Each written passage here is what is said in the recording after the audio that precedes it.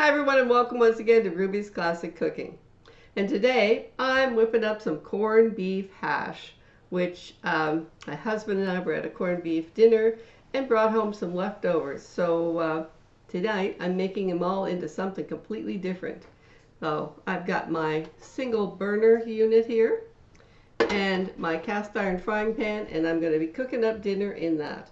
And I've got a bowl full of a mixture of already cooked, these are already cooked vegetables.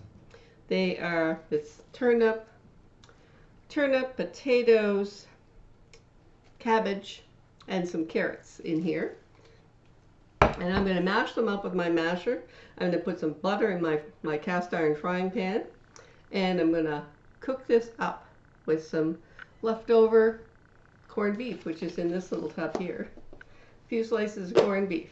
Okay, like good old lovely corned beef in here. So that's going to be dinner for my husband and I. And I thought I'd show you some creative use of leftovers. So I'm just going to move this over a little bit here. I can bring my bowl down.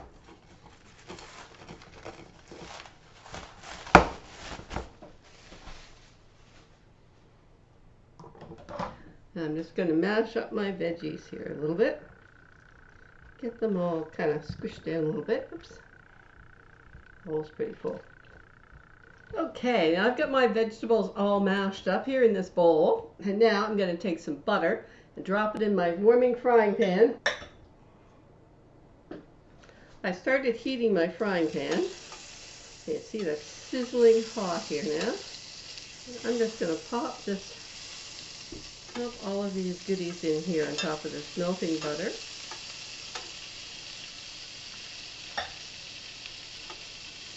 Get this going here.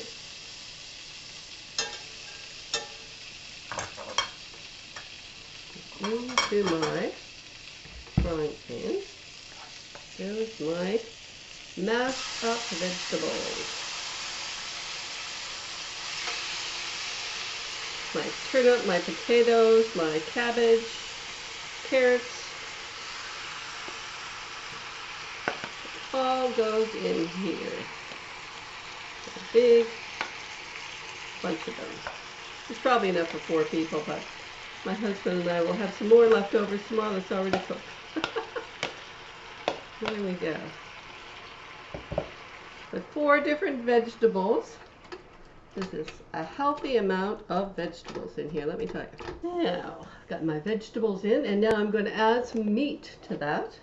Get some of my slices of meat out of here. There.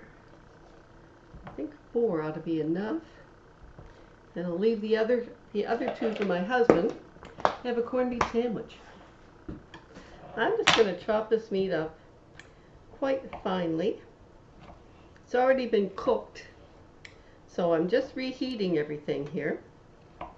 And I'm going to try and create a crust on the bottom of my corned beef hash with just, that's what the butter's for, to help it become, I'm going to leave it cooked there for about 5 minutes and then start turning it over. There we go. And I'm just going to scatter the meat in here on top and work it down into my vegetables. Probably should have done this while the vegetables were still in the bowl, but anyway.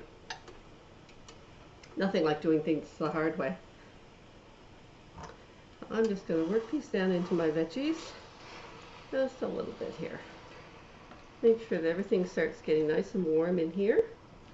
And I want to create a nice crust on my veggies.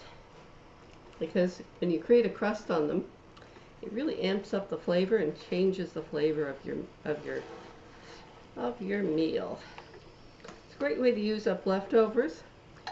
And St. Patrick's Day is coming up. Corned beef is coming up as a popular dish. So the day after you have corned beef and you got leftovers, and heaven knows you usually have some leftovers,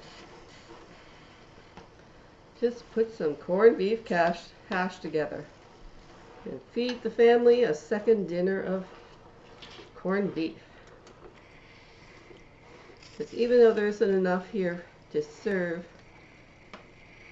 you on your plate if you put the meat on just as slices, there certainly is once you get it mixed in with this. There we go. Now I've got my little burner here set on 3, so I have the I have it on 3, which is at the middle setting, so that will just kind of bubble away here and give me a nice crispy crust. So I'm going to leave that going for about 5 minutes, and I'll come back again and show you as it starts to brown. Okay, it's been another 5 minutes. Let's have a quick peek at the bottom of this, see how we're doing. All right, let's flip this over. No, not building up much of a crust, am I? It's all sticking to the bottom of my pan. I don't know. Anyway, this is getting lovely and warmed up, and it may not make the prettiest picture, but it does make a lovely dinner for probably a lot more than 2 people, actually, if I'm honest. And I wanted to get these leftovers heated up, and it's just a question of giving it a quick zap in the microwave. I was hoping to build up a crust here, but it doesn't seem to be working. Maybe I've got too much in my pan. I'm going to give this another 5 minutes here, and now that I've flipped everything over, and I'll see if I can get a crust going here to show you. If I can't, well, you know, it's all nicely warmed up and bubbling hot, and it will make a lovely dinner even if it doesn't have a crust. All right, we got another 5 minutes going here. Let's see what we've got. Okay.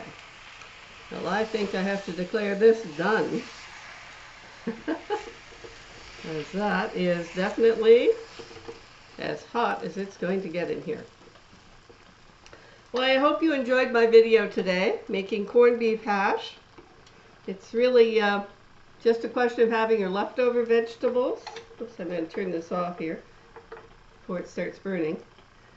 It's just a question of having your leftover vegetables and giving them a little mash, putting them on a frying pan with some butter, and I would say putting salt on it until get it to the table, because you don't know how salty it's going to be, having been made with corned beef. So you might not need much salt. And if you fancy a little pepper on there, by all means add some pepper to it. And then you just serve this up in portions on your plates. It's not going to look real super pretty, but it tastes delicious. When you've cooked up a big corned beef dinner and you have leftovers from it, you just give your chilled vegetables a little mash, put them on a frying pan with some butter, and add your little bit of salt and pepper if you feel it needs it, or leave the salt till you get it to the table and see if it needs any salt.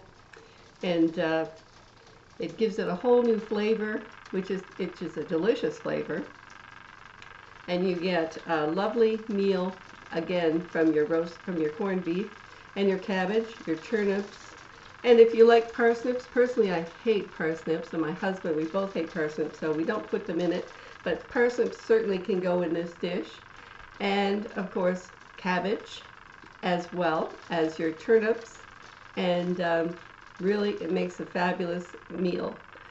I hope you enjoyed my video today, and I hope you'll come and join me next time to see what I'm cooking on Ruby's Classic Cooking.